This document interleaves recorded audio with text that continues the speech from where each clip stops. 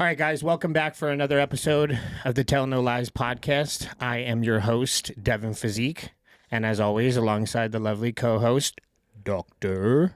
Ashley Contorno. Hello, guys. You're bright. I am bright. I like wearing neon. I just love wearing bright colors all of the time. I think this is your second time with, remember you had the other one where it was like Richard Simmons with the whole, it kind of gave me that like Space Jam feel, you know, Space 80s Jam vibes.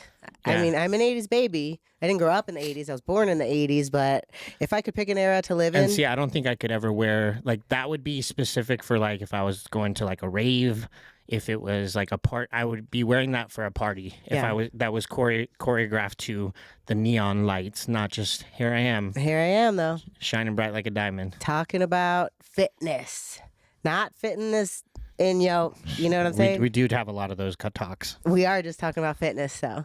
I wanted to talk today about, like, fit for life. A lot of people have issues getting into fitness and staying into fitness. Or you do a show, you do a competition, and then that's it. You and I have been, I've been in the gym since high school. Like, that's where it started for me, and it has been consistent. I would say really I was 18 years old when I really dove into fitness, but it really started in high school when I was like 15 or 16, and I'm 36 now, so we'll say 18 to 20 years it has been my life. You've been into fitness since you were 20? Well, 19 and a half is when I started lifting. Yeah.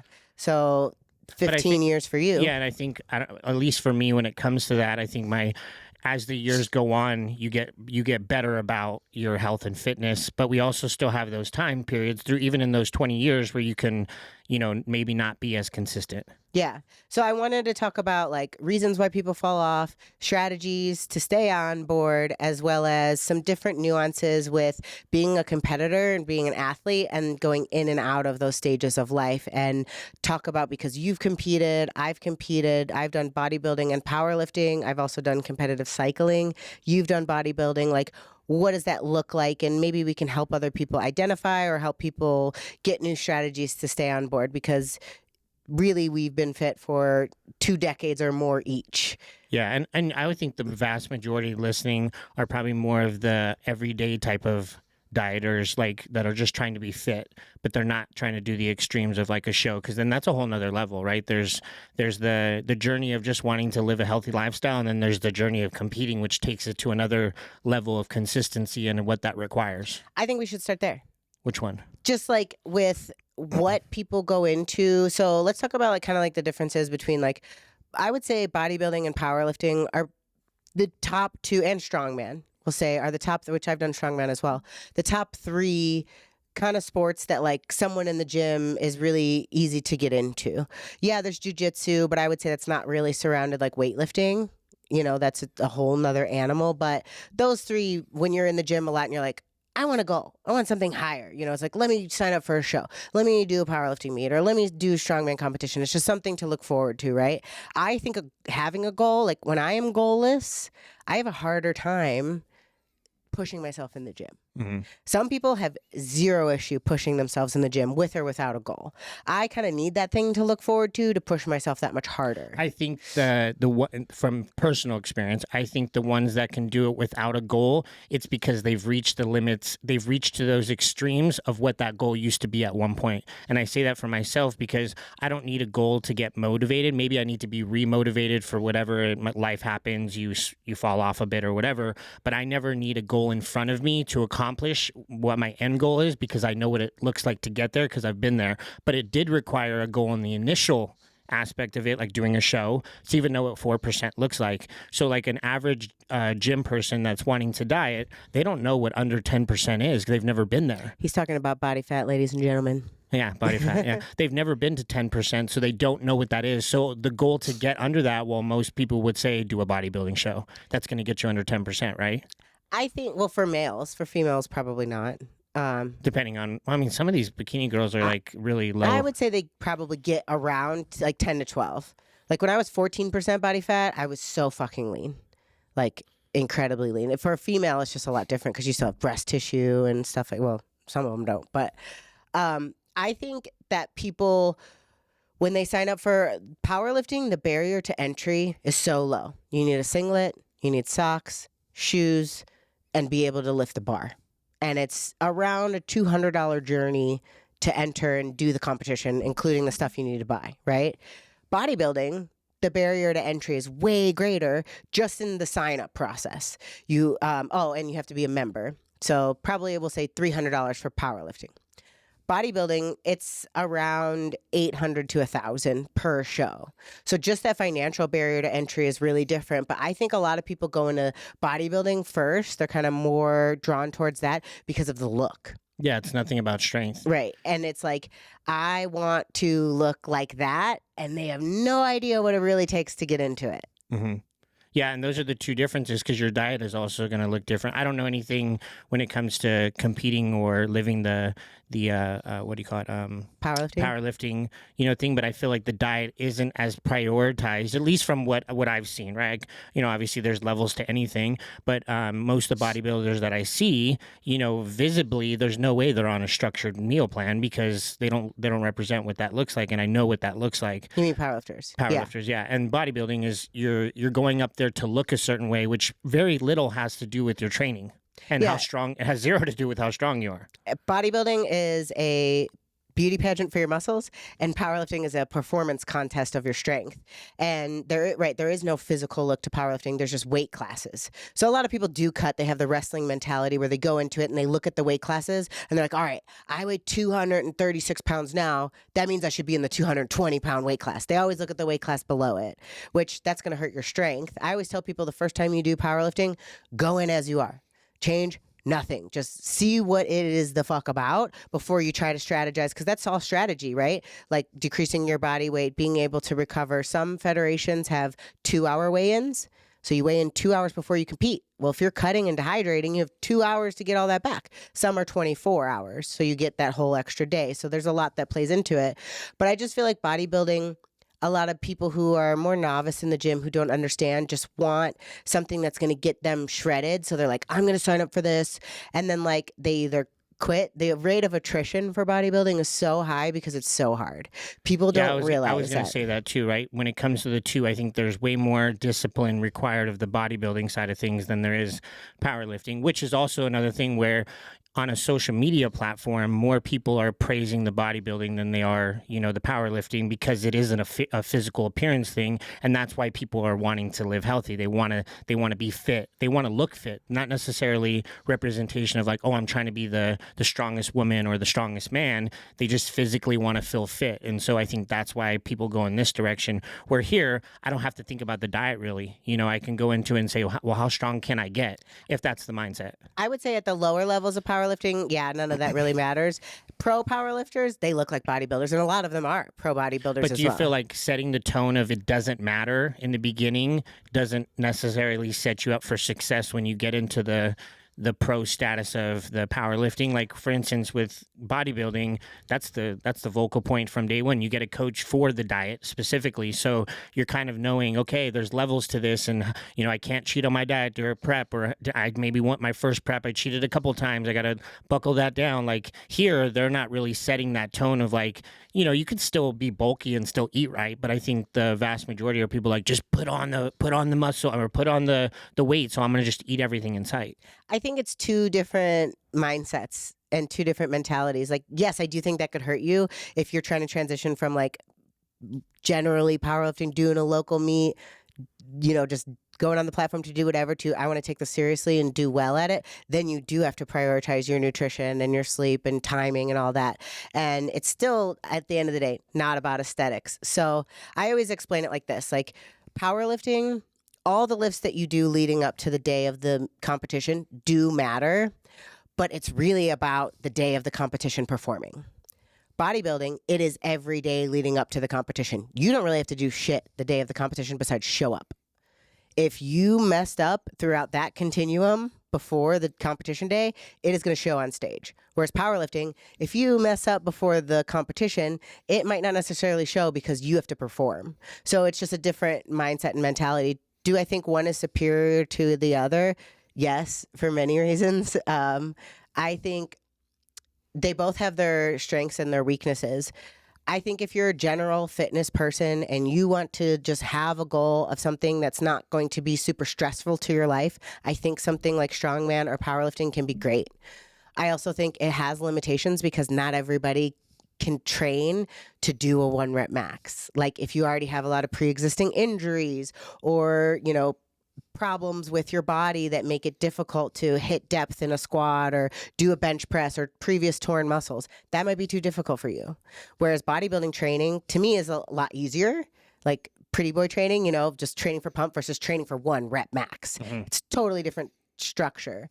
But bodybuilding is a really unhealthy sport. You look the best that day, but you are the most unhealthy you've ever been when you're on stage. You're super dehydrated, super lean. You're at risk for a lot of different implications health-wise and or that leading up to the meet, like a lot of muscle tears or things like that because of how dry you are, how lean you are.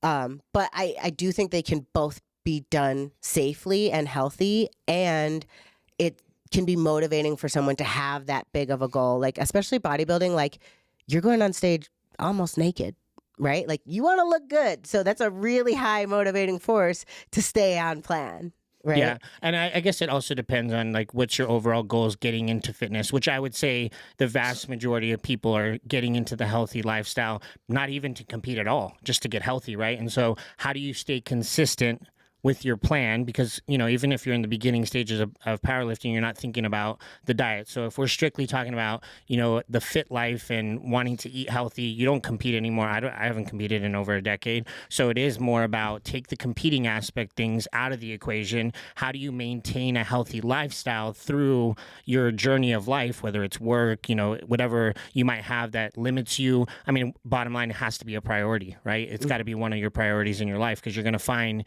excuses to deviate from your meal plan, from your training, if it's not at the top of your list. So I think that's the main piece to everything is, are you putting your health and fitness at the top of your priority list? I think a great way to do that is to hire a coach. Correct. Because now you have a financial stake invested in it and a level of commitment that you're dedicating with someone else that holds you accountable with check-ins. I know not everyone can afford having a coach. There's reasonable coaches out there starting around the $100 a month range, and there's $500, $600, $1,000+ a month coaches out there. Powerlifting is way cheaper than bodybuilding. Like my coaching, I think $150 I was paying, and then my husband was paying $550 a month for his coach.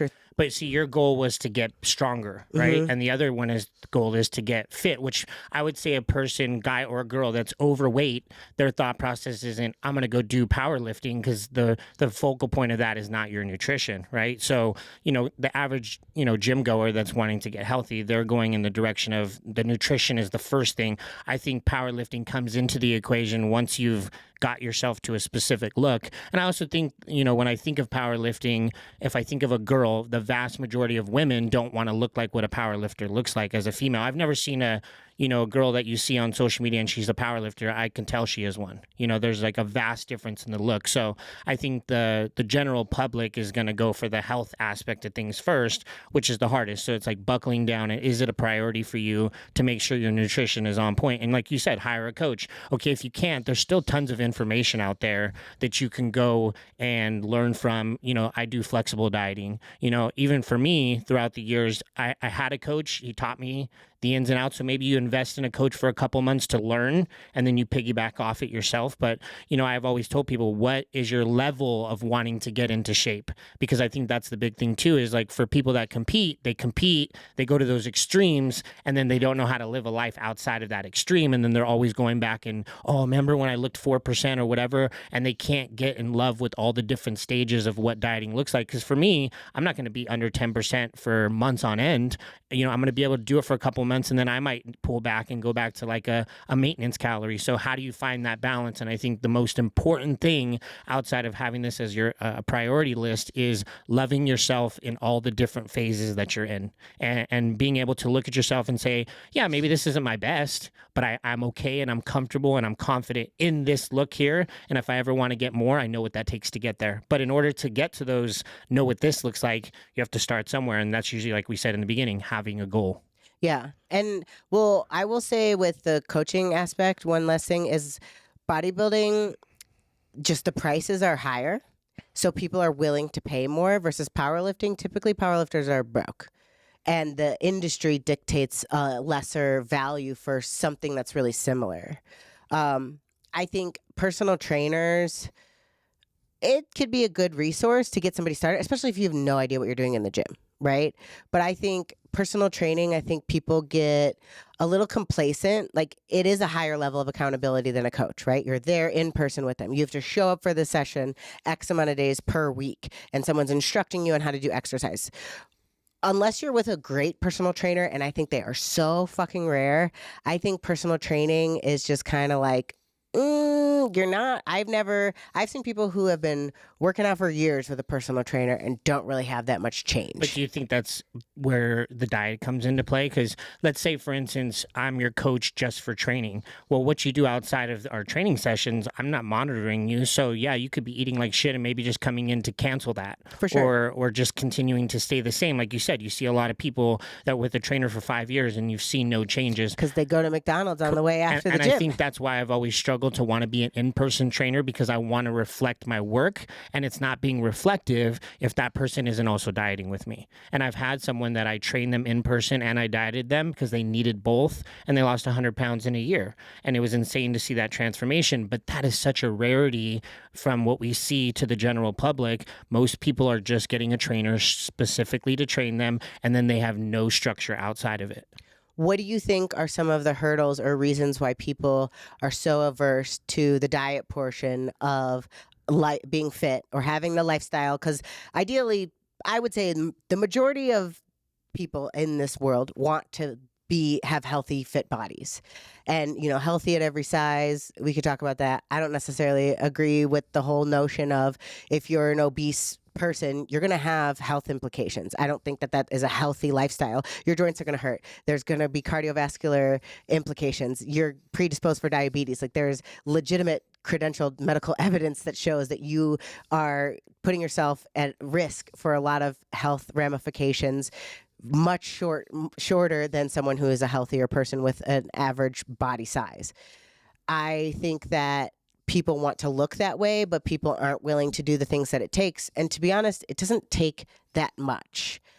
I think that people are just so easily, like, they want something to comfort them a lot. So people turn to food to comfort them instead of addressing their emotions or something. Like, they feel uncomfortable, they're bored, they want to celebrate. Like, everything is food related in our culture. So that's the hardest element to take away. Like, adding training is easier than taking away food. Because I think people would have more results if they changed their diet and didn't work out. Correct. I mean, I think that's the vast majority of people's problems. But, it's like you said, the comfort of food and all these other different things. And they're just not making that, because you could still get all those things that you like, but do it in moderation. That's why I think I'm such a big person on the flexible dieting and tracking my macros, because yes, is there healthier options where I can eat clean 24/7? Absolutely. But then there's the alternative where I feel like the way that I diet is very much mainstream, in the sense of, I'm not asking someone to come into this and all of a sudden jump into a prep and have this structured plan that's off the walls. Most people are never going to be able to achieve that goal because they've never been there to begin with. But if I told you, hey, you can have things that you enjoy in moderation every single day or every couple days, however you structure it, would that be something that's more, pleasable and something that you can enjoy along the way? Because I think that's a big part of it too. Are you enjoying the diet across the board? And that's what's going to create consistency and longevity and all those other things. If my meal plan was very much like a prep person, I would fail, because I enjoy things outside of that. Now, do I need to have it in abundance? No, but that's where the discipline comes into play. So, I see online a lot where it's like, you can tell a lot about a person by how they physically look, and it also tells you, like, someone that's in shape, that's someone that's consistent, that's dedicated, that's a hard worker, because to look that way, it requires dedication. It requires consistency, all the things that you look at the other person that's 20 pounds overweight, he's fat, he's got no body structure whatsoever, he looks like a fucking pear, and he's not as dedicated to his craft, and he might have some loopholes in there. So,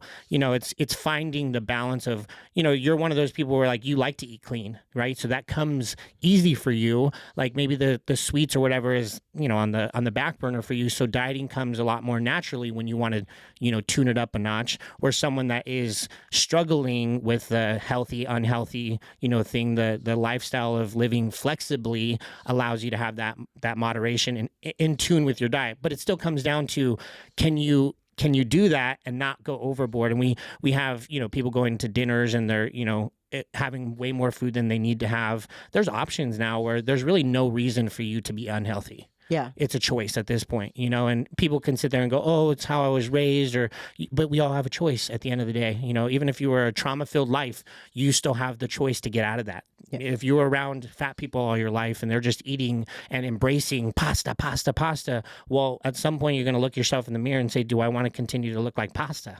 Or do I want, I want to change it up and be more confident in myself. So, the consistency is the biggest thing. And that's why it goes back to what I said too. Like, is your health and fitness at the priority top of your list? And if it's not, it usually reflects that way.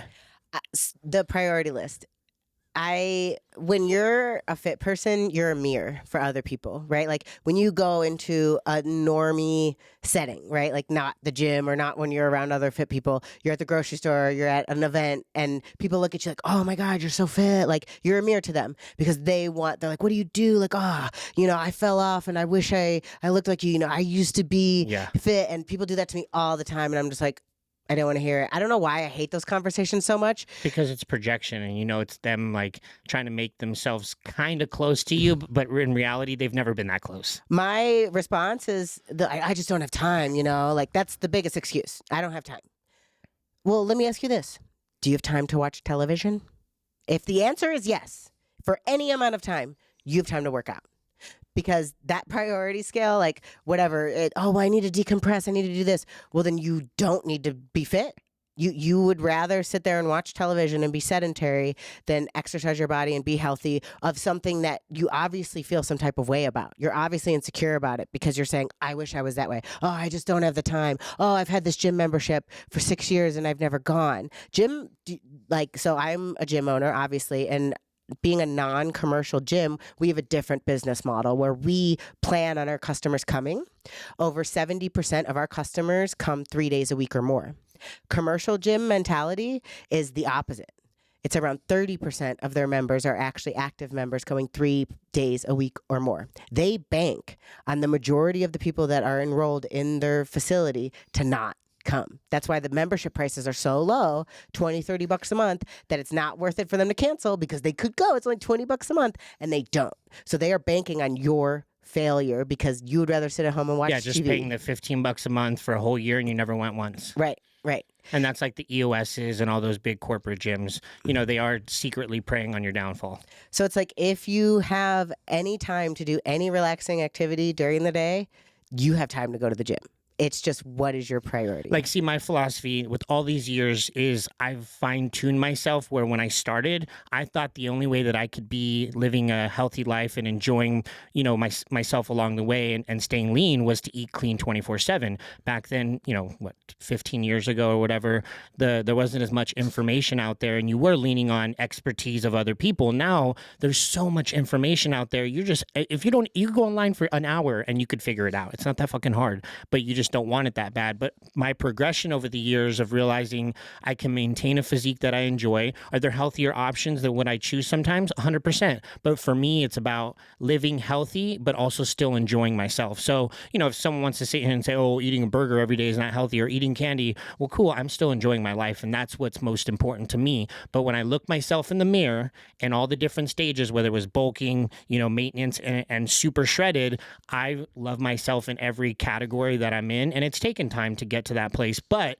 when I look at myself here or here or here, if I want to improve, I just have to remind myself, what are you currently doing that is restricting you from getting to the next one? And it's whether it's, like I said, eating in and out consistently or having this or not tracking as accurately. So I know what it takes to get to those next levels. And I think that's part of the process too. Like I told you, is loving yourself in all those directions. So, okay, I want to kind of compare and contrast. Like, we have pretty different lifestyles as far as how we go about like tracking and eating. So you said like, I like to eat clean. Yes. But how I eat and live my life now is very different than I used to before. So I don't know if I ever told you this. I was bulimic for like 18 years. I think you told me, but not in detail. Okay. From the time I was 14 until I was 31-ish was kind of when I stopped. So I did it during bodybuilding. It was terrible for my eating disorder. Terrible for my eating disorder. I would binge and purge all of the time while I was trying to do that goal. So it was like my body, it wasn't like body dysmorphia.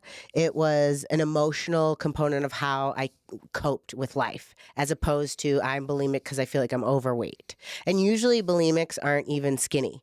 They're of average size anyways.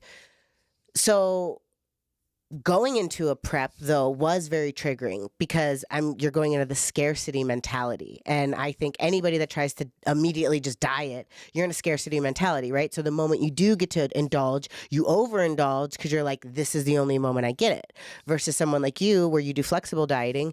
You incorporate a lifestyle where you get to eat the foods that you like on a daily or weekly basis, to where you know they're always there. So it's like when you get it, you're not like, I need to eat it all right now, versus I get it once a month or once every couple months, or I'm not getting it at all. And then you break down and you do it. What is super triggering for me is like weighing food. So like you weigh your food all of the time. You like bring a scale with you and stuff and do that. That is super triggering for me. Like I eyeball everything. Now, why is that triggering for you? Because, I can't remember the context, but I had a girl that was staying here, and I was weighing her food for her to get so that the protein, and she was really offended. But in the way that I could see maybe potentially how you're going to explain. And for me, it's weighing so that I know my numbers, because I'm OCD and I want to know that I'm getting with the right, I'm doing this to its extreme, so I want to do it the right fucking way. See, when I look at your perspective of not like just freeing it, that drives me insane, because now how much protein was that? You can't tell me because it's so inconsistent. But someone from a bulimic standpoint, I'm sure she probably was the same. She looks at it almost like, why are you telling me how much I can or can't eat? And it's like, that's not what I'm telling you, but I'm being precise about, are you getting enough nutrients? Because most people that are not weighing, I would say you're under than over, right? Isn't that the No, consensus? over than under. Oh, most under people on protein, over on calories. Of course. And more people are going to feed the carbs and the fats, having more avocado and not realizing, okay, I didn't weigh that avocado. How much did you have? Because there's a lot of fat in avocado. It's way more than you think. Yeah, exactly. Yeah. So what's the philosophy from a bulimic standpoint of why you feel you wouldn't weigh? Because I almost would say to myself, if you are and you want to be precise, why not do it? So for me, what I do, I have no problem eating the same thing for years on end. Like I change my breakfast like once every year and a half. And I just eat the same thing every day. So when I'm ready for a nutrition change, what I do is I go through my whole day and I do weigh it for one day and one day only, to make sure that my macros are around where I want them to be. And then from there, I just eyeball it, whatever, or I count. So I don't mind counting, like it's 3 eggs. That's easy, right? I'm not weighing the grams of the egg whites or anything like that. My fake meat stuff that I eat, 1 bag is 3 servings. So relatively speaking, I eat 2 in one day. So I know that there should be 1 more roundabout serving left over for tomorrow. And it's just eyeball. And it may be a little bit off and it may not be. But for me, the act of having to physically weigh out my food is very emotionally and mentally triggering, where I might actually like want to binge or something. At this point, no. It's been so many years. What about it is triggering? It just feels too restrictive. It gives me in that scarcity mentality of... or obsessing about food in general. Like I was so obsessed at one point when I was bodybuilding, I was logging my food in my fitness pal 7 days in advance of how much I needed to eat, and seeing how many calories and how many carbs and how many fats it was. So it just that it's going to lead to an obsession of a bad way. But see, that's a good point, because I'm one of those people where I can have something in moderation every single day, and I prefer it that way. I've had conversations with people where I say, if I said to you, let's say your favorite candy was Skittles, okay, and I said you can have 50 grams of Skittles every single day or 1 big bag once a week. Well, it sounds to me like you'd be one of those people where you couldn't do the moderation like that and track, because you would at one point indulge excessively, so you would choose the 1 bag once a week. So that same mentality is very similar to the whole weighing thing, is the restriction of feeling that way. And the whole objective of flexible dieting is to have things so you don't feel restricted, but in moderation. So it's like a mental thing, because to me, I'm saying to myself, I get to have, these ice cream, bars that I like, and I get to have 2 or 3 every day. I can easily do that. Now, is there some days where I have more? Yeah, but I'm not doing it every day. And that's, I think, part of enjoying the process too, and realizing that one bad day of dieting isn't going to fuck up your entire week. It's consistently doing it. And if you have that mindset like you, where you can splurge crazy, then that's where that narrative comes in. But I'm still vulnerable to situations where I consistently can have two ice cream things, but there's some nights where I'm like, oh, I want three, I want four. Well, I've had enough consistency day in, day out to justify that. And even if I wanted to the next day, then just don't have them. Now I'm canceling it out because your body changes by week, not by day. So I think that's part of it. But I think it comes back to, you already have a triggered mindset with the bulimic. And me, I've never had problems with food. If anything, I got to eat more. So mine's completely opposite. When you're explaining a bulimic person, I'm like, dude, I've never struggled with, some sort of eating disorder, because food has always been my friend if I want to get to where I want to get to. And maybe food for you, made you look yourself in the mirror and you didn't like how you look, so you started to starve or do all the different things, where now it's triggering. So I can see where the scale becomes a trigger point. I don't understand it for me, but when you're explaining it from those terms, it makes sense, which is still weird because it's contradicting to the fact that we're trying to put a structure where you could still have things and you're not restricted, but when you're in a mindset that way, you do feel restricted. So I do still do that, but I just know myself, and I know a lot of people have issues with binge disorder, and mine just was binging with purging, right? I would say most people have an issue with excessively binging, and which is why they're overweight. Like I said, I didn't do it for physical reasons. I was doing it for emotional reasons. It satiated this emotional component that I couldn't fulfill any other way.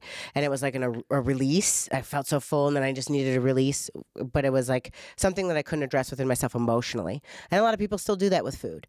I know myself enough to know I need to do flexible dieting differently. Like, I can still have things that I indulge with and things that I love, but I can't have them in the house.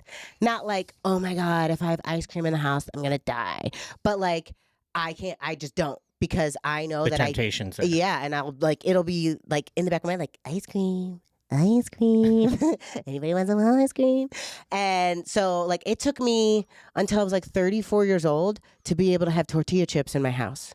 Huge trigger for me. I cannot stop eating tortilla chips. Like, I'm very much eating disorder recovered. I have like no thoughts about having anything but tortilla chips. Like, I cannot stop myself. So I just don't have those food items in my house. And when it's time for me to have a little sweet tray or a little, little meal out, I have a meal out. I order DoorDash. I go out to eat. I set myself up where this is my indulgence of having this meal as an event. I go out with a girlfriend, or I order a DoorDash, something like that. I also don't go to the grocery store. And this is something that developed out of necessity with life a little bit previously in Los Angeles, where it's difficult to go to the grocery store, I feel like, and I was so busy that I had a hard time. But ordering my groceries curtails on me buying shit that I do not need.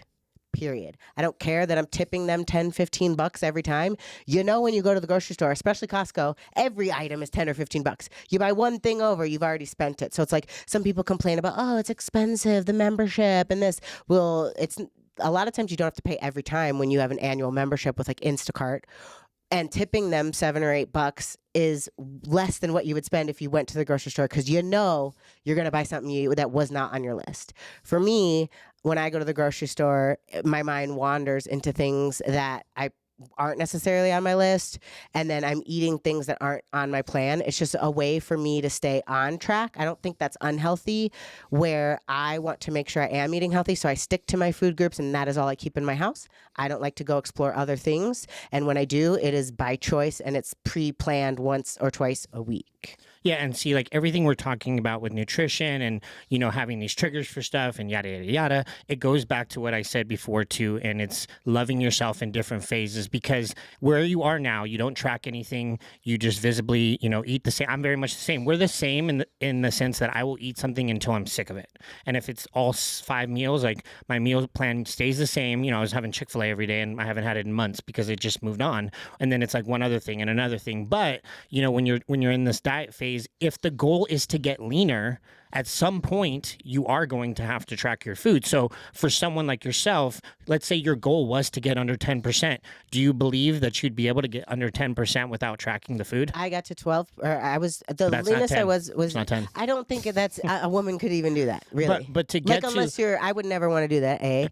But I did it without tracking. Okay, so if I took a person that weighed everything, structured it this way, and then took someone like yourself, this person is 1,000% going to get to this goal. This person is not 1,000% going to get to that goal because there's so much imbalance in that meal plan that at some point they could potentially, what? But like I said, I do it once, and then that is what I eat. But okay, so I say this because when I first started dieting, okay, before I dieted, my goal was just to put on weight, right? I was 120 pounds, so I was eating everything because before I didn't have a plan that was even justifying enough protein, carbs, fats, whatever. So my goal was just to eat everything in sight. Now, at some point, I got to 160 and I looked at myself and I said, oh, I don't have abs the same way I did at 120 because I've put on mass. So what needed to change? I needed to start eating healthier, start being mind focused on my protein intake, my fats, my carbs. And that back then, the direction was clean eating. So there's stages and levels to it. Like, you go to a coach for the structure. So if you went to a coach right now, let's say you went to Andy and you're like, I'm going to prep for a show. Well, he's going to fucking write you a plan that has every single thing down to a specific detail, all of it, right? So would you take the coach in him for that and still not weigh your food? So I had a coach that when I was a pro powerlifter and I got down to 14% body fat, I did it just slightly differently. I will never weigh my food. I will say I need counts or cups. So like I could take a measuring cup and do half a cup of oats, but don't tell me to do 32 grams of oats. What's the?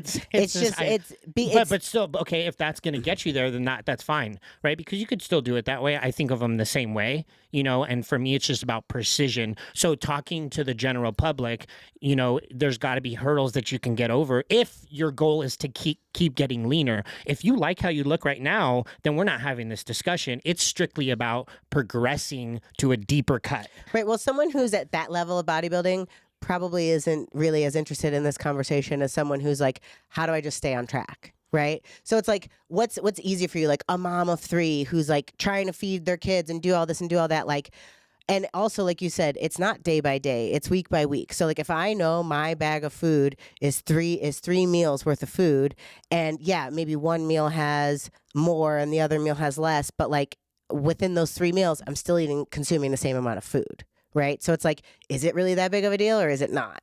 But is it like, oh, I'm just taking a heaping spoonful of peanut butter and hoping it's about right every single time? That's going to be an issue. Okay, so if someone was like you and they're not tracking and their goal is just because, right, people just need to eat healthy. And that's why I said the flexible dieting. Let's take the counting out of this scenario. If somebody went from their normal three meals, which is probably unhealthy or lack thereof of any nutrition, and we restructured it to 3 meals with all the nutrition properly, you would start to see effects right away. For sure. Just because you're changing your sodium intake, you're consistent with your protein, your fats, your carbs. So if you're not tracking at that point, how do you get someone to stay consistent with that and progress over time if they're not tracking over time afterwards? So I've had a lot of people ask me for nutrition and diet advice, which I don't love giving because I don't eat meat. So I won't coach someone who's a meat eater. I've coached vegans and vegetarians before. But what I tell people, like people are just like, Ashley, like, I don't even know where to start. I don't even know what I'm doing. I tell people to download MyFitnessPal. You can do the free edition. Track what you eat. Change nothing. Just pretend like it's between you and your phone. Track what you eat for 3 days. I want to see where you're at for 3 days. Like, are you eating an adult amount of protein? What is your carbs, fats, and calories ratio? And what does your total nutrient content look like? Are you even eating enough? Are you eating too much? Most people are so devastated at how much protein they're actually eating because it's usually not enough. Not even close. Right? So it's like, just track that for 3 days. Okay.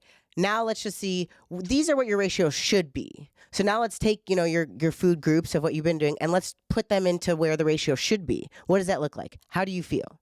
And then I think the easiest way to stay fit and healthy is to eat similar shit every single day. Yeah, and that's why it's not fun, because boring. that's usually, you know, no one wants. That's why I always go back to the flexible dieting, because it allows you to track numbers and be able to flexibly, you know, like for me, I'm very much a bland person, but not everyone is that way, and so it gives you the flexibility of saying, you know, like example, if you want a Starbucks drink every single day, well, put it in your thing. Is it worth it? You know, and that's where I love the flexible dieting, because there's going to be days to justify that coffee, and then there's going to be days where I say I don't want 10 grams of my fats for the day to go to a drink that's going to be gone in fucking 10 minutes.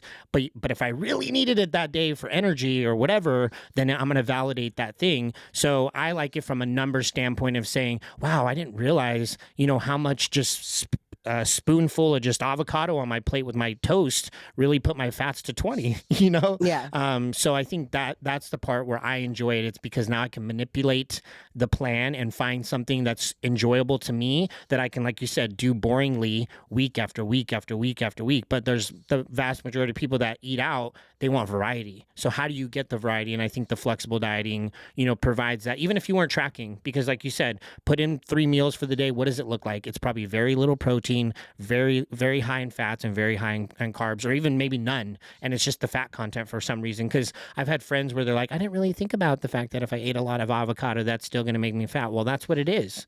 You know, it's like, not just because it's healthy doesn't mean you're not going to get fat from it. Right. You know, and so I think that's why the numbering, and you still weigh at one time. So you at least, you know, you've done it long enough where the consistency of maybe portioning blindly is better than someone that's just starting. So if you can create a habit that isn't that way, and you are okay with the you know, pulling out a scale, I think some people think it's ridiculous, but to me, I've done it so consistently for years now, it's second nature. Now, let me tell you this: if I was in a place of someone's house and I'm eating a meal and I can't weigh my food, is it the end of the world for me? No. You know, at some point throughout my years, was it? Yes, it was. When I was competing, I wasn't going out. I wasn't doing those things because I knew that was going to get me to stray away from my plan. I'm just like you too, where about the food eating in the house, if I go out to eat, I am not following my plan. That's just, I know that. I'm not going to go to a restaurant and get chicken and rice that I eat at home that I can pay way less money for. I'd rather go to the restaurant and enjoy myself.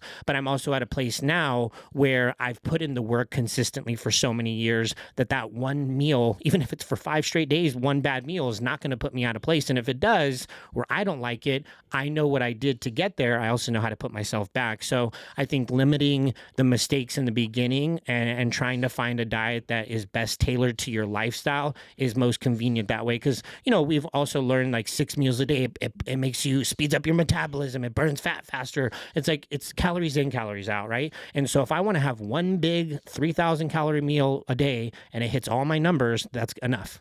You know, maybe it sits differently, but 6 meals, 5 meals, whatever. That's why I tell people, find a meal plan that best suits you. And if you're only used to eating 2 meals a day, start there, but just 2 clean meals. Because the other thing too, outside of the tracking and being consistent with your diet, is if your calories are so low inconsistently, but consistently low, your body is not going to be able to take a 2,000 calorie diet right out the gates. So it's about, you know, building up to that too. I think people just need to restructure what their daily decisions look like and start to retract back to more healthier options. And then again, once you feel like you've plateaued, now you're healthy, you're not tracking, you're having 2 to 3 meals a day, and you feel like you're just stuck there. Well, now it's that next level. Maybe you need to start weighing your food, you know, and that's where I say there's always levels to improve. And you have to ask yourself when you're looking in the mirror, are you doing all the things to get to where your goal is? And if your goal right now is to look the way you look, well, whatever you're doing is working. So don't change it. Yeah. So like when I was bulk, I did a little mini bulk.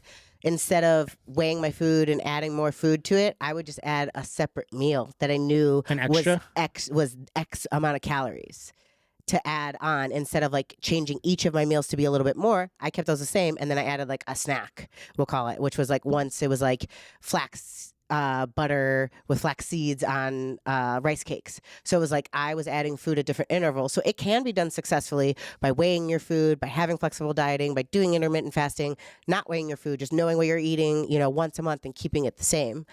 I think a lot of people fall off the wagon as far as food goes when it comes to preparation. Like you said, if I go out, I know I'm going to eat. A lot of people will, okay, oh my God, we're going away for the weekend. Like I'm driving 8 hours, I'm going on a road trip. Well, did you pack anything? Where are you stopping to eat? Are you doing fast food? I think when a lot of people travel or have an unplanned day, they are succumbed to unplanned eating, which is usually shit. So like if I know I'm leaving for a day, I pack my meals, or I'll eat something beforehand so I'm not as hungry. Or if I know I'm going to a restaurant and I don't want to super eat crazy, I'll eat something healthy at the house before I go out. So it's like just little things to set yourself up so that you're not in a position where you're failing. It's really not that hard to pack your food. Yeah, and it's just a matter of, do you like to, like, that's why I don't travel a lot too, because I do want to stay on my diet. And I know when I travel, I'm not a put it in, baggies, and, I don't like to travel with cold food. And so that's a compromise where I say, okay, if I'm going to travel, I'm just going to eat within my means and find healthy alternatives. And that's, again, where I would go back to, I probably, like where I'm at now, if I was vacationing somewhere, I wouldn't be taking food with me. It would stress me out more with preparing that, not knowing that I'm going to 100% enjoy the food because I'm doing it with like in a microwave when I can find time. So for me, I would just find the very similar options of what I was eating before, not track any of it, and just find the options that are healthy. Whether it's like a chicken bowl place, I'd go there, get chicken and rice. I might bring the scale if that was an opportunity. And if it's there where I can throw that chicken and rice and weigh it, then I can get an eyeball. But usually I shoot lower when I'm vacationing to not indulge, unless I just make that commitment that, hey, I'm gonna eat vacation. I'm gonna eat whatever I want. Otherwise, I try to make it where I just eat less on purpose so that it makes up for, the days that I'm vacationing. But that's a whole nother level of learning what that's like, So some strategies that I use that I tell people and they're like, oh, I never thought of that. I was married to a bodybuilder for 7 years. Like he had 64-ounce thermoses that we would prepare his meals, and we would bring 6 of them with him. So he had hot food that lasted for 12 hours all day long. When we would go places traveling, we would really always try to get Airbnb versus hotels. And I would go on Instacart the moment the plane landed and order all the groceries for the week, and it would be at the doorstep by the time we got there. So now there's no excuse. You have your food. You're not starving. You're not put out. You can prepare meals and bring them wherever you're going. I also have gone to a place, pre-ordered meal prep locally, meal prep service. You get there on the way from the airport, you pick up the meal prep, and then you're set for the week. So it's like there are strategies to help yourself. It's just that little extra scoop of preparation into your plans to make sure that you're successful. It's like doing the hotel is hard, right? Yeah. Because they sometimes, bare minimum, they can't even give you a fucking refrigerator. Right. So I think now having access to Airbnbs, and because that is a vocal point for me too, it does make that convenient. Let's say I brought no food, I can, and I've done this before. You go, like you said, you go on a trip and the first thing you land is go to the grocery store and get all the simplistics. But even for me, I would go, okay, I don't need to match my meal plan here unless I'm in a show prep or whatever, and it's vital for that. I'm just going to get the main foods that I like, and again, still eat it in moderation but not stress, because now I've eliminated having to eat out all the time, because most people, if they ate out, like I said, I'm going to eat bad. So I'm setting that tone that way. So I'm either committing to the notion of I'm just going to enjoy myself, or I am going that direction like you said, but that is an option. But it comes down to, like, there's always going to be alternatives to find things if you really want it that bad, and it comes down to how bad do you want to put in the extra work. And if most people are saying like, oh, I had a long day at work, I'm going to sit down and watch TV and not prioritize the gym, well, it was never a priority list for you. When you're traveling, that should be a mindset. Some people don't think that way. Just like when I wake up, it's natural for me to grab the scale, not because I'm like, oh, I'm a OCD or I'm this or I'm that. That's just second nature for me now, because I made it part of my process. Then now it's just a part of me. Yeah, I think exactly that. I think fitness and eating are exactly that. Like, I feel like we wake up, we wash our face. Some of us do, some of us don't. We brush our teeth. Most of us do that, right? We put on clothes. Like the daily rituals you have of being a human being are there. I feel like a daily ritual of being a human being is exercising and moving your body as well, is fueling your body with healthy nutrition. Like you're not going to pour canola oil in your car and think of it as gasoline. It's some type of oil, right? And it ain't going to do the same. So same thing, like you're not going to wake up and eat cheesecake for breakfast like you would, eggs and toast or whatever. It's, do you want a performance vehicle, or do you want to mess it up by putting things in there that aren't necessarily supposed to go in? And I think it's, if you start to think of exercising as a non-negotiable within your life, as something I have to do, like I have to hit at least 8,000 steps. It used to be 12,000. And right now I'm giving myself some grace and it's 8,000. And if I'm at 6,000 and it's the end of the night and I'm sitting there on the couch, I go on my walking pad, because that's a non-negotiable to me. Just like I'm not going to leave the house without brushing my teeth. That is a non-negotiable to me. So what priority of your life, where do those non-negotiable lies about how much do you care about your body physically? Is it enough to give it the attention that it needs just to give it daily exercise? Like, it should be the bare minimum. And I feel like with all of this body positivity and whatever, like, I'm not saying it's bad, because we shouldn't shame people who have different body sizes, but I think we should look at ourselves more critically when it comes to not wanting to be a performance vehicle, or not wanting to have longevity, not wanting to do the things you need to do to actually be healthy. Because at the end of the day, this is going to affect you down the road if you're not doing the things you need to do now. Yeah, I mean, it's like the people that are unhealthy trying to, you know, we're like, more people are trying to be sympathetic towards the overweight category, as if, to me, I've never, like, I'm not going to go out of my way to call someone fat or to shame them that way. But when I see you, I know exactly why you look the way you look. Regardless of whatever circumstances you went through, you still have the opportunity to change that. So I think that's the part where you got to fit the part too. And it is important about your health. Like, when COVID was going around, why were most people dying? It was the unhealthy ones.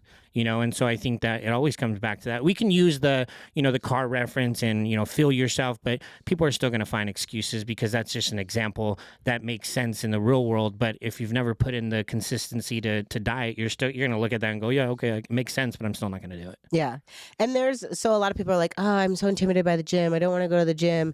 It's like, you can go to a gym that is more accepting of people at a different fitness level, like a Planet Fitness, Anytime Fitness, things that are a lot slower barrier to entry to get in than like my gym, which people say it's super intimidating.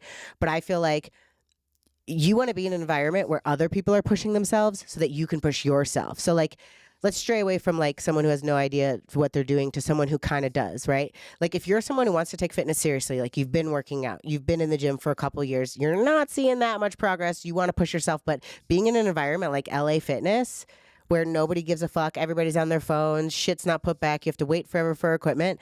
If you want to invest in yourself to be stronger and be better, invest in going to a private gym.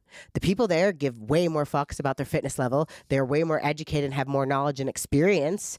The environment is better, and usually you're going to find more like-minded people. Like, some of the best quality individuals you're going to find are at an expensive gym. And those people aren't even paying attention to the things that you are thinking about in your head. But I also go back to, you know, there's no comfort in growth. So when you feel uncomfortable, it's because it should be a reminder of you not putting in the work. At some point, you're going to be just like them, because we all start somewhere. I remember when I first started and I was skinny. Like, you have to just get over that. I mean, nobody gives a fuck. You know, at the end of the day, if you're fat, no one cares. If you're shredded, still no one cares. You know, it's between you and yourself, and that's it. So I think, you know, a lot of people use that as an excuse to not go to the gym. I would say the vast majority use that as an excuse, because it should motivate you. You want to be around people that are better than you in the gym, because it's influencing you to know, like, I started somewhere. I remember picking up a 10-pound dumbbell to curl it, or I think it was a 20, and I should have picked up the 10, but that's on me. You know, no one else was paying attention, you know, or caring or anything like that. So I think you just have to, you know, put aside that notion. And that's what we said too, like, nutrition is the most important. Okay, let's say you don't go to the gym then just eat right. You're still going to lose the weight. And then maybe you get to a place where you've lost enough weight that now you can step foot in the gym. So I feel like sometimes that line gets teetered of people using that as an excuse to not go to the gym. Well, I'm talking about more that someone who already is in the gym, but you want to be better. You want to get to like our level. And you've been training at LA Fitness. Yeah, you need to go somewhere that's going to, you know, but if the backlash for you is, I'm not confident, well, no one cares. Right. You know, so get over it. People in the gym who are experienced like us, we feel empathy because we have been there. And it's usually a better experience. Like, at my gym, when someone new comes, people come up to them and they're like, oh, you haven't been here before? Like, do you have any questions? Do you want to see what this is, that is? And people are more open to talk to you. And then that's how you make gym friends. And that's how you stay accountable. Because when you see your same gym friends and then you haven't been coming for a week, your gym friends are going to be like, where the fuck you been, bro? Yeah. Or maybe you find a training partner. But that also depends on what your personality is, right? Some people go to the gym and they're not interested in meeting anyone or creating friends or anything like that. So sometimes that stigma is hard too, because like not everyone is approachable, right? And not everyone wants to be told, you know, certain things. So there is that like that weird line where if like you saw someone doing wrong form, like there's some people that would want you to come and tell them in a nice way, and then there's some people that you could tell them in a nice way and they'll fuck off. Yeah. So there's still some of those, things too, but that's why I said at the end of the day, take all those scenarios out, and let's say no one speaks to you, it's still on you. And if you go to a gym that's more influencing to a better life, you're probably going to have a better time there than someone at LA Fitness where you're struggling and then you're seeing them and they're every set they're on their phone or they don't even look the part. That's going to make you feel less motivated to keep coming back. And let's talk about the price thing. So a lot of people keep those cheap gym memberships and don't go because it's just easier to keep it than to cancel.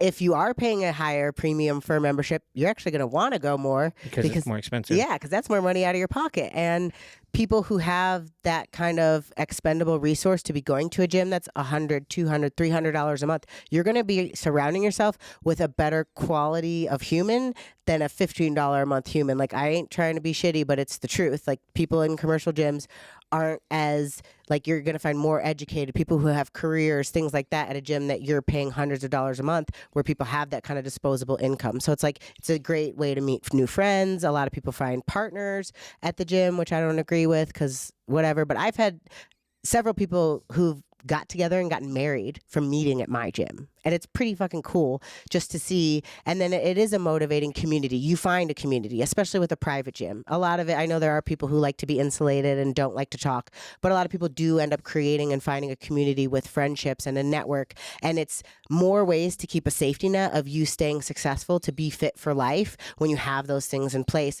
versus just trying to do it all on your own and kind of being that loner and not putting yourself out there or saying it's too hard. It's, let's try one thing at a time, but what are some other strategies that you can add value in to make it so that you don't want to fall off? Yeah, that makes sense. And like we've talked about too, when you start to pay for things, it shows you like how serious you are about your goals. Again, a more expensive gym, okay, you're going to be more inclined to go to the gym because you're paying $50 a month, not $15. Having a prep coach or even just a lifestyle diet coach, $500 for 3 months or whatever. Now you're not only paying monthly, but you're also being held accountable for monthly check-ins. So like for me, if I wanted to diet and get really, really structured, the reason why I would have a coach is not because I can't do it alone. It just takes the stress off of me. The accountability stays there now where I'm like, I'm paying this much money. My goal is to get to here. Tell me exactly what I need to eat and I'll follow it to a T. And then it takes a lot of the burden and stress off me of like, am I getting enough calories today? Should I manipulate and drop it lower? That mindset for me, I'd rather somebody else think for me in that nature. But when you put the money involved, that starts to tell you. That's why I use that example when I first got into fitness. And obviously all your friends want a meal plan from you, right? Because they're going to benefit off of it. And I used to give them and none of them followed. Why? Because it's free. If I give you a membership to the gym for free, you're never going to go if you weren't already dedicated anyways. If I give you a free membership to my gym and it was the gym that you're already going to, you're going to go every day because you're already consistent to begin with. So you're going to welcome that in a different way. But someone that's getting stuff for free, you don't have to, if it doesn't work out, it was free. I think anything free changes someone's mentality that's first getting into it. So that's why I said, like, my compromise with friends was, okay, pay me what my rate is for the meal plan. And if you accomplish it in the 4 or 8, whatever you paid for, I'll give you your money back after that. It was an incentive to show me if my time is important, then show me by validating it by doing the work. And if I'm going to write you a plan, that's time out of my day. To give it to you for free and see you do nothing with it, it kind of makes me feel some type of way about you because you came to me for something for free. So that's how I always compromise that. But it comes back to when you pay for something or the value. It tells me how much you really care. If you're like, oh, it's too much money, is it though? Or is it because you just don't want it that bad? Right. Because the iPhone is $1,500, for the whole phone. I mean, everyone gets it every single year. Why? Because it's a necessity. You'll validate. You'll find the fucking money. What's what do they say about like with crackhead when they'll find a way. Yeah. If they don't got money, they're hustling to make sure they get their crack for the day. That's right. So if you want something bad enough, no matter what it is, materialistic, your health, whatever, you're going to find a way. So it comes back to what we said in the very beginning of all this is how much of a priority is your health and fitness like it is everything else. I think a lot of it is priority, yes. I think, motivation versus dedication. Those terms are, thrown around a lot. Like, the beginning of the year, I always get people are like, oh, is it really busy, in January for the New Year's? I'm like, we don't get the New Year's crowd at South Bay Strength Company. We don't cater to that type of person. Demographic, yeah. Right. So it's like our members are fit for life, right? They're doing that. But I think one of the biggest things is learning yourself, right? Like, you can weigh, I can't. You like to stick to kind of a more rigid meal plan. I just like to eat the same foods. So it's like learning what works best for you. When you're in prep or you're trying to do something, you get a coach. I like having a plan all of the time. Not for food, but for training. I don't like to go into the gym and just figure out what I'm doing for the day. I've either had a coach almost my entire lifting career, or I use an app. Like right now I use an app. I used to use bodybuilding.com. Like I remember I would do all the bro ones, like biggest man on campus, get swole, bro. Like that when I was in grad school, I did those. It was like $10 a month. It was free at the time. Now it's $10 a month. And you can get access to a 12-week program, a 16-week program, whatever. And it's all built in. So you can do this very affordably. Right now I use Dana Lynn Bailey's program. I think it's $6 or $7 a month.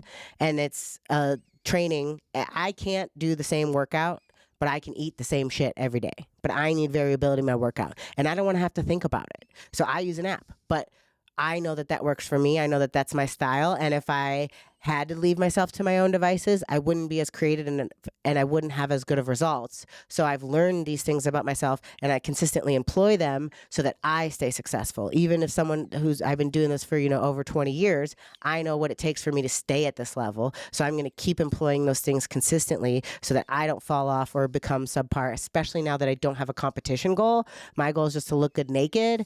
And your girl looks good naked. But it's because I employ all those strategies all the time. Because if you let one of them slip, then it's easy to let another one slip or another one slip. Or if you're slipping in your nutrition that much, it doesn't matter what you do in the gym. Or if you're slipping in the gym that much, it's not going to make that big of or it's going to make a bigger difference on your nutrition. So they always go hand in hand, but it's learning how to set yourself up for success of what works for you, because it might not be the same as someone else, even your training partner. So keep those things in mind when you're like, oh, I'm realizing that I don't do good with this. So I need to find something different to stay successful. Yeah, and most people aren't even starting, right? We're having these conversations about like for you with the training, I'm less about having a structured plan, but I am more about the diet aspect of things. Some people just don't get started. So I think it's a matter of get started, do the bare minimum of what that takes to stay consistent and not overload yourself. Like talking about training, people could do the nutrition and then start to train 6 days a week, even though they've only been doing 2 or 3 a week. You're more likely to fall off. So it's like, don't put yourself such a high expectation in the beginning and just learn your happiness along the way. Starting can be tracking one meal a day. Yeah, just something to consistency, right? And then building on that consistency. And like you said, how I started my training and my dieting is vastly different than what it is now. And that's just through trial and error of like finding like, oh, okay, this brought happiness for X amount of time. This is bringing more consistency. Oh my God, this is more. Like that's what happens. But it started with just a very simple mindset, and it's evolved as I've gotten older, just with life, right? Life too. You change friends and, mindsets to things and boundaries to things because you've experienced it. So I treat nutrition very much the same way too. It's like, you're not going to have it all figured out in the very beginning, but some people want to also have it all figured out in the beginning. That's that overwhelming angst to be perfect with it. They never get started to begin with. Yeah, it's one step at a time, one day at a time. A lot of people ask me, how do you convert to being vegetarian?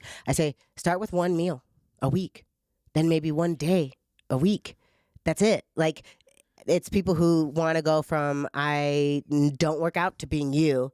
And then that's such a huge leap that you can't fulfill that gap unless you really have structure and support or a goal. Like, I've signed up for a bodybuilding show, so I'm going to fill this gap. And then a lot of those people don't even make it. It's, you're not going to get to the 30th floor by jumping there. You need to take the stairs. So just one step at a time, whether it's today I'm going to go for a 10-minute walk. Okay, well, that's where you started. Mm-hmm. Then increase it by 5 minutes a week. Because, even if you think like, okay, nutrition, supplementation, training, like even if it's just doing one and then building on top, like some people want it all, right? And then that's just so overbearing. So, that I think that's the main thing too, is just getting started. Don't think about all the crazy, ins and outs of things. Most people, their bare minimum to start with consistency will make a vast difference in their changes. Yeah. Well, I hope this episode has enlightened y'all somehow, some way, because as a fit person, it's probably a big ask that you get all the time. I know it's a big ask I get all the time of how do you just stay fit all the time? and it's one day at a time, and it's knowing yourself, being gentle with yourself, but giving yourself flexibility to be who you want to be. As long as it's not like a very stringent goal, there's still life to be had. So it's like figure out where nutrition and training fit into life. And I think I've been doing it for so long that I don't stress about the mishaps. I'll be consistent for months on end, and then I might have 2 weeks where I just eat whatever the fuck I want, but I don't stress about it. And I think that's the big factor too, is not stressing. And they're like, oh, it's over. And when I see certain things online that talk about the consistency, I'm like, man, I've been doing this such a long time. I have no reason to ever be hard on myself if I decided I wanted to splurge for even a month. It's like, just, are you willing to get back on your horse? And you also know too, like, the longer you get away from something, the harder it is to come back. And so obviously you deal with injuries or the inconsistencies, but how sure you are of getting back on your horse, how long does it take? Like, I also know like certain levels of my body where if I get too far this way, I need to come back, and I don't allow myself to get farther than that. So that's part of the process too. But learning those things along the way is the most important. So yeah, I definitely feel like we talked about a lot of different ranges of what that is, but the centerfold is what makes you happy. And if what you're currently doing in this moment doesn't make you happy, well, let's figure out ways to change that. I love myself in all phases, and that took some time to get there. But when you can see yourself in all those different phases and enjoy that, I think that whenever you want to boost it up or whichever direction, bulking, leaning, what it takes. So you know, hey, I got to structure it a little bit differently. I do disagree with that a little bit, though. What? I don't love myself when I'm chunky, so it's a motivation to not get there. Well, but when I say love yourself in all stages, well, if that means that one you don't love, don't get to that stage. Yeah, I don't. And so for me, like, I mean, even when it comes to taking photos of myself shirtless, there's levels in which I will not take a shirtless photo because it's not up to par for me there. So if you don't like the chunky stage, well, let's not get to chunky then. Yeah. But I know, like, my worst, if I'm looking at what my worst would be, I'm okay with that, meaning that the worst is something that I can still look at. If your worst was something you couldn't look at, we need to lessen what that worst. I don't let myself get there. That's period. Yeah. Well, thank you guys for tuning in today. I'm Ashley Contorno, sitting here with Devin Physique, and we are Tell No Lies Podcast. You can find us, Tell No Lies Podcast Instagram, tellnoliespodd.com, and Tell No Lies Podcast on YouTube. We'll see you guys next week. Bye. Peace.